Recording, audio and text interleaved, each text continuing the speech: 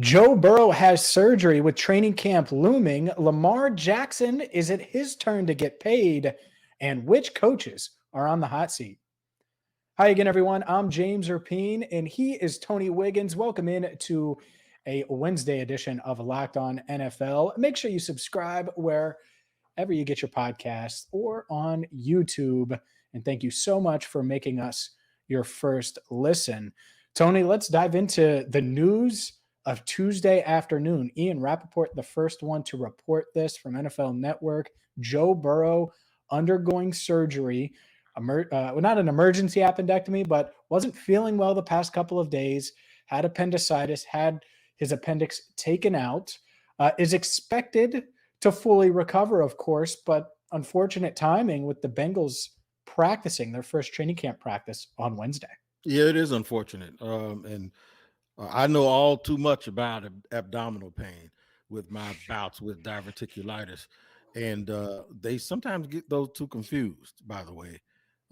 When you go in for diverticulitis, some of the symptoms is the same as an appendix. But good thing, you never want it to happen, but good thing it happened now so they can get it taken care of with so much time left in the preseason. I'm hearing a week and a half before he's back out at the facility. Of course, he's going to probably stay hydrated while he's in and all of those things. But good to get this out of the way now. You don't ever want it to happen, but good to get it out of the way now so he can go ahead. But it's just you don't want to ever hear about your quarterback going under the knife, especially when he's had something else go wrong before. But obviously, the news, when it came out, I looked it up and they said, no problem, as long as they caught it, because that could be a problem if they don't catch it in time. Mm-hmm. Exactly. And that's the thing it is bad timing in a sense, but it's also great timing in another sense because there's 40 plus days until the start of the regular season when the Bengals play the Steelers on September 11th. And so he should be good to go there. And since it's early enough, it wouldn't be shocking to see him, maybe play a few snaps in the preseason. Now, he wasn't going to play much in the preseason anyways. Right. But yeah, a week or two from now, could he take a bunch of mental reps? It's not like the quarterback's getting hit anyways. But if the one thing I know, and naturally, I'm talking about the Bengals all the time on Locked On Bengals, Zach Taylor isn't going to rush this. He's going to make sure that Burrow is 100%. Exactly. What's the rush? So it's, as far as surgeries are concerned, it is minor.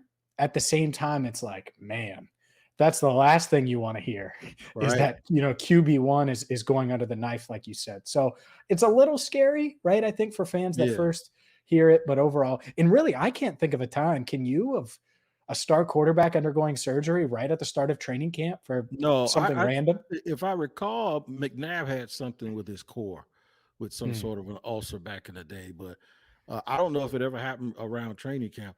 The one thing I will tell you is this: they won't rush it, and in the grand scheme of the macro level, it's not that big of a deal, but it is in this sense. And I know we're just a couple of guys. You're more athletic than I am, but these dudes, they fine-tune everything. It's almost like how a boxer gets ready for a championship fight, and he knows he has to be within 10 pounds of his weight the week before. So he might walk around 25 pounds heavier.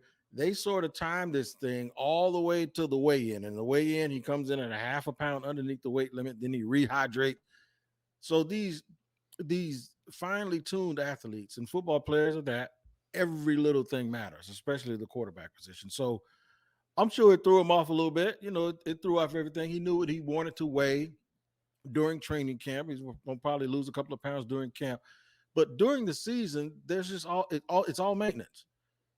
Folks might not know this, but the NFL players have told me, oh, I ain't gaining no weight during the year. I'm not, unless you're hurt.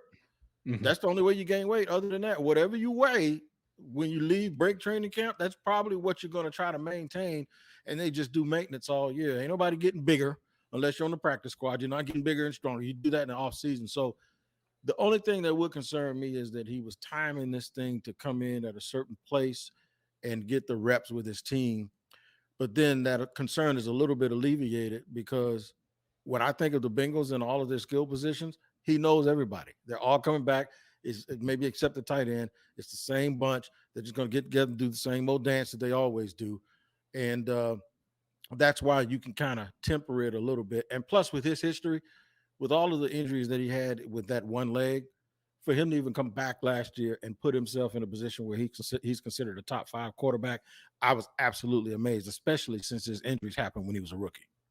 Yeah, I mean, over the past year, we know about the ACL and undergoing that, and that's obviously been a year and a half now since he had that surgery. Mm-hmm. But let's just take that into consideration.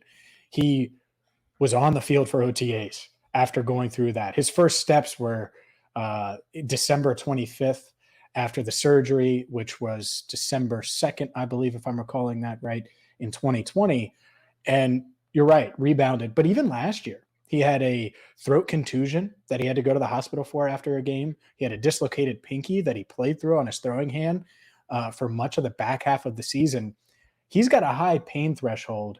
And so with something like this that is minor and not in the middle of the year, that's why you make sure he's fully recovered, because he may 3 days from now, he may be like, I feel pretty good. Yep. Because it's a minor surgery relative to the stuff he's dealt with. So I think he's, you're right. I think he's established himself as one of the top 5 guys, and you got to be patient with him. But overall, I think it's better now than later, and it shouldn't disrupt the Bengals in the regular season. Up next, Lamar Jackson. We'll stick with the AFC North.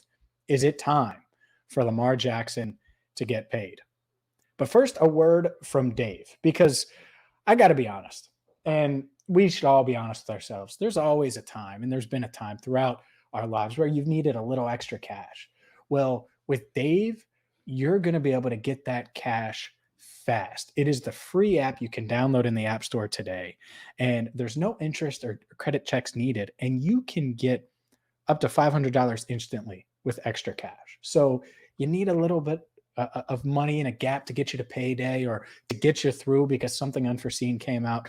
You can check it out right now and get help that you need with Dave. Download the Dave app from the App Store. That's DAVE. Sign up for extra cash and an extra cash account and get up to $500 instantly. For terms and conditions, go to dave.com/legal. Instant transfer fees apply.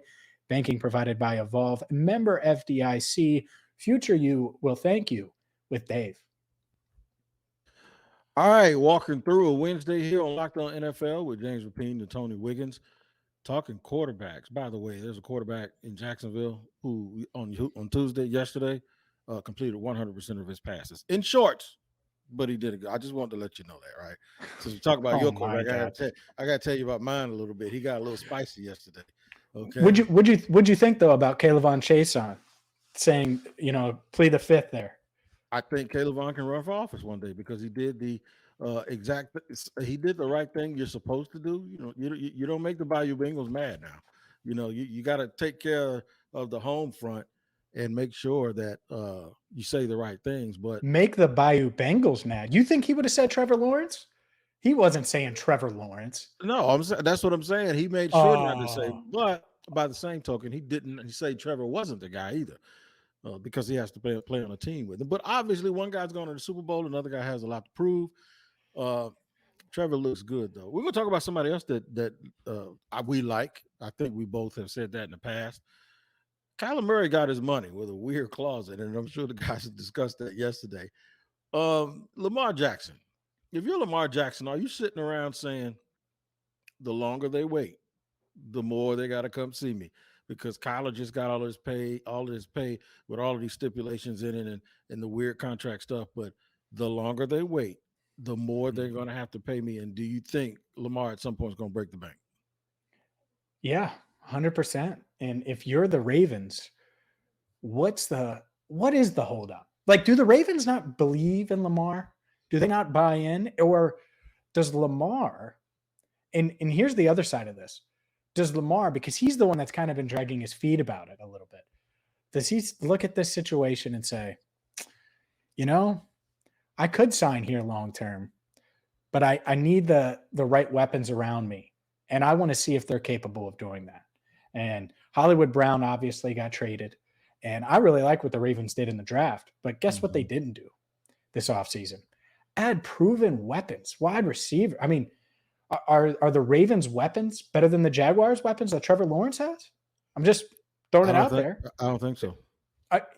But that's insane because we're talking about a team that's supposed to be a Super Bowl contender and an offensive-driven league. And I get it. Lamar Jackson is a weapon. I mean, he is one of the best weapons in the NFL, and you don't have to convince me. Still need help.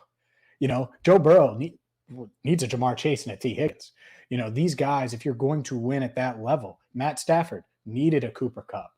Loved having an Odell Beckham Jr. I'm sure he's excited as hell about Allen Robinson and a Van Jefferson behind him. And Van Jefferson, I'll say it, Van Jefferson would be the Ravens' number 2 wide receiver. No doubt. And he's the most experienced receiver, the most proven commodity on that receiving core. So that's the part of it that I come back to. I wonder if Lamar, for as much as Baltimore has done, is kind of questioning, are they going to put the right stuff around me so I can win? And I know they put the system around him. I get it. But I wonder if he has some reservations. They have to a certain extent, because you got to think Baltimore should be the one team that realizes you don't have to win the way that you want to win, like this traditional quarterback stuff. They should be the one team that knows that you have to take what you have and be able to win with that. You know why they should be the one that knows? Because they did it before, twice, with Trent Dilfer and with Flacco. Neither one of those dudes great, but they figured it out and they found a way to win with that. Lamar Jackson provides you a lot more than either one of those dudes ever did. And I know Joe could throw it down the field, but he also had Anquan Bolden when they won the championship. The thing for me is why don't they figure it out that this is what they want and just go overboard and just try to make the guy a lifetime Raven? Because in the NFL, it's all about demand, right? Let's just say Lamar Jackson was available. You'd have teams lining up to pay him and trade for whatever it is. Yeah. There would be, I guarantee it'll be at least 10 teams, at least 10 of them right now that'll go, I'll take it. We'll take all of that right now. You don't think maybe next year if Tom Brady retires, whoever's in Tampa will say, we'll take it. Bring it down here. Sure. We'll take it right now. So the thing with me is they got to get this figured out. And a team that has handled, for the most part, that has handled everything, and they've been one of those organizations that people want to actually go and play for, I think they sort of dropped the ball on this one. And whether it's Lamar or whether it's them or whether, and I don't agree with people on TV. One thing I don't like is when folks get in other people's pockets. And when folks say that Lamar's gambling on himself, and then the personalities on TV they start yelling and screaming and start saying, what do you mean he's gambling on himself? No, it's exactly what he means. Joe Flacco gambled on himself. They offered him $75 million. He went and won the MVP of the Super Bowl, and they gave him $120. It's up to these. If these guys want to turn down money, that's fine, especially if they're going to get more or if they believe they're going to get more. And if they don't get more, that's on them. So I ain't going to be in a guy's pocket like that. But I do think a guy needs to feel appreciated, especially when he's won an MVP. And there's some people out there saying, well, I don't care how many MVPs he won. He's never considered a great quarterback. You cannot pretend anything in the NFL. There's a car accident waiting to happen every single play. I was just out at practice and I saw 37 guys that's going to get cut that all look like they can go and be in a professional wrestling. So you're not by accident going in there and winning a damn MVP and winning 70 some odd % of your games, and people sitting there and go, yeah, but he's still not great. Bull crap. If you do what he's done, then that means you can do it all day, every day of the week. Sure. No, I 100%. And it's kind of funny. I'll tie Kyler Murray into it since he's the most recent one to get paid. And people are like, they paid him what? For Kyler Murray? Oh my God. And it's like, yeah, duh. Like, what the hell did you think was going to happen? Kyler Murray is a freak. The fact that he can do that stuff at 5'7" or 8 or 9 or whatever the hell you want to measure him in, whether it's you just keep chopping inches off that dude. So I thought he was 5'11". You just gonna make him shorter and shorter. He is now 5'11". I'll tell you that. I would be shocked if he ain't 5'11". No, I mean 5'11", it would be tall. I mean, he looks up to 5'11", but he's a freak. Like Lamar's a freak. And they're different quarterbacks. I like Kyler's arm a bit more. I like Lamar. By the way, I like Lamar's personality in the locker room more than Kyler's. But when you get one of those guys, you pay them. Kirk Cousins has gotten paid for damn near a decade. Okay, I'm glad you said it. These two guys are aliens, and Kirk Cousins is us. All right. They're freaks compared to him. That doesn't mean he's a bad quarterback by any stretch. He's really, really good quarterback, but they're just different. And when you get different, it's hard to replace different. So I think the Ravens want to extend Lamar, and they better, because here's the thing. If Deshaun Watson comes back for the Browns, he's really good. Joe Burrow is, and could be great, by the way. Joe Burrow is trending to be great. Do you really want to risk it? I mean, think about it. The one thing Baltimore has kind of struggled with is getting the quarterback right until Lamar, including Joe Flacco. Flacco was good, and he had a great postseason. But it's not like Flacco was this top 5. Remember the Joe Flacco elite discussion that we had forever? He was never elite. He was never one of those guys. And so when you have one, you got to keep him, regardless of how people say he can read defenses and all that stuff. How about you give him some weapons and see if he can read that? Absolutely. You give him some weapons instead of arming him with 97 tight ends and 12 running backs. How about giving them some wide receivers that can stay healthy and who, all of these other quarterbacks have these guys with this catch radius that we brag about, right? But we talk about them as if they're just so accurate. Nothing against Hollywood Brown, but that's pretty much what you've given him in terms of catch radius. You want to talk about a dude that's 5'9", 5'10", there you go right there. And so if you don't believe as a staff that he's very accurate, especially on things down the field, then why would you now give him a receiver where he has to be totally accurate in order to be accurate? It doesn't make sense to me. That's a flaw on you in terms of your team building. So they need to get it together in Baltimore, man, because they've always seemed to have it together and always do the right things about their talent and their players. But we got to remember, Ozzie Newsome isn't in that building anymore. So there's a lot probably left to be desired in terms of team building. Yeah, and you wonder. I do wonder, does it get to a point where we talk about trade rumblings? I mean, that happened with Kyler.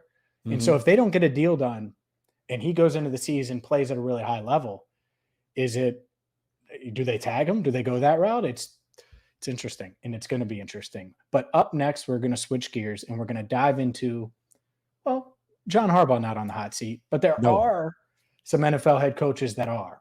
And that's what we're going to do next right here on Locked On NFL. Bet Online is the fastest and easiest way to bet on all of your favorite sports, from the NFL to Lamar Jackson and his MVP odds, which I love, by the way. They're nice and juicy. And he's already won one. So could he win another? Absolutely, he could. Or maybe you just want to wager on Major League Baseball or NBA future odds with Kevin Durant potentially going to Boston. Yes, Boston should give up an extra pick or two if they can land KD. Well, head to Bet Online today. Use your mobile device to sign up. It's the easiest way to wager on all your favorite sports. It's awesome. It's easy to use. It's a great platform, and you could start winning today. So don't delay. Go to Bet Online, where the game starts. You start here with us, making us your first listen or your next listen. It depends if you listen to Locked On Jaguars or Locked On Bengals first. Either way, you do the right thing. And Locked On NFL is here every Monday through Friday with different personalities every single week. That gives you a different outlook and a different perspective from around the National Football League. Reminder, we're free on all platforms. Make sure you like and subscribe. We got a job. Some other guys have a job, James, that might be on the hot seat this year and might want to look over their shoulder. Michael Jackson said, "Look over my shoulder, honey." There are a few guys out here that are obvious. And I'll start in Dallas, since you call me a closeted Cowboy fan. Mike McCarthy is in trouble, regardless of the fact that Jerry Jones yesterday said, "I think he can win the Super Bowl, and I have options. If I didn't think so, he wouldn't be here," paraphrasing him. But say what you want to say. Dude is in absolute trouble, in my opinion, in Dallas, especially if they don't get off to a fast start. It's fair. No, it's fair. And I don't know if they'll get off to a fast. I don't know how good the Cowboys are going to be. I don't put them in the same category as some of these other teams that are higher on the list. And so, yeah, I think the Mike McCarthy hot seat is going to be discussed a lot. And by the way, that's what comes with coaching in Dallas. He had to have known that when he accepted that job. And it's just the pressure that comes with it. And who knows, maybe there's some loyalty there, but I certainly think that he's on the hot seat. Can I give you one that no one's talking about? Sure. I'm looking at 3 more on my list, and I'm sure whatever you're talking about isn't on here because it sounds like you're going to shock me here. I don't think it is. And it's a team I covered very briefly for, a year and a half. Oh, yeah. Oh, that's right. You sure if the Cleveland Browns don't flop? If they don't flop, or if they do flop, excuse me, Kevin Stefanski's not going to be on the hot seat. They trade for Deshaun Watson. They blow up the Baker Mayfield experiment. They get OBJ out of town. Jarvis Landry's no longer there. They do get Amari Cooper. They have two great running backs in this run-first play-action style system, and really, a high-end offensive line, an offense that should be pretty good with Jacoby Brissett. And we don't know at this moment how many games Deshaun Watson will be suspended for as we record this on Tuesday afternoon. But that's one where it's like, man, I know this. The Haslams have a quick trigger, and Stefanski did flash some, but that was a damn good roster. I mean, really, really good roster when they went to the playoffs a couple of years ago. I know there's a lot of distractions, and I'm not saying it's a certain thing, but if the Browns finish last in the AFC North after everything they went through to get Deshaun Watson, and let's say he plays half the season, you telling me Stefanski's feet aren't going to be a little hot, that chair isn't going to be at least slightly warm, mid-warm kind of. So I would name him as a guy that maybe not really on the hot seat yet, but could be depending on how this season plays out, and would not shock me one bit given their history in Cleveland. I'll go with it. I think you're right. And it's because what happens when failure comes? I know here in Jacksonville firsthand. What happens in Jacksonville is we look for somebody to blame it on. First person was Freddie Kitchens, right? Or he might have been the second person. It might have been John Dorsey first. Then it was Freddie Kitchens, right? Then after Freddie Kitchens, it was probably Odell Beckham, right? Then once we got rid of Odell, then we got rid of Baker. So for a team that is constantly looking for the person and getting it wrong, by the way, whose fault it was, or maybe not wrong, but just incomplete, right? You're thinking you're healing yourself and you're really not. So now it's Baker. If things don't go their way this year, after with an owner like Jimmy Haslam, after all of the things you named offensively that they have, now I'm going to go defensively what they have. They have one of the 5 most impact players in Myles Garrett, along with guys like TJ Watt, and of course Aaron Donald and a few other people that are the names that you mentioned, the 5 most impactful defenders in the NFL, right? So you have that. They have a like $100 million cornerback in Denzel Ward, right? So they've addressed that. They've spent high draft picks and a lot of free agency money on safety, correct? So now you start looking around, it's like, what else can we do? We've got all of these resources on offense and defense. We got this quote unquote perfect team with all of our resources used. We keep getting rid of cargo that we thought was the wrong cargo, but what happens is it was just incomplete. We probably should have just blew it all up all at once. And now we're taking this PR beating because we get Deshaun Watson in here and we structured this contract that the way that we did. And it appears that we just was all laissez-faire and didn't care about all of those things that he was accused of, even though I'll put about 15 other teams in that boat because they would have taken Watson too. The thing is at some point, people who are looking somewhere to blame someone instead of looking at themselves like the owner, they will make a move to say, wasn't me. It's not me. It's somebody else.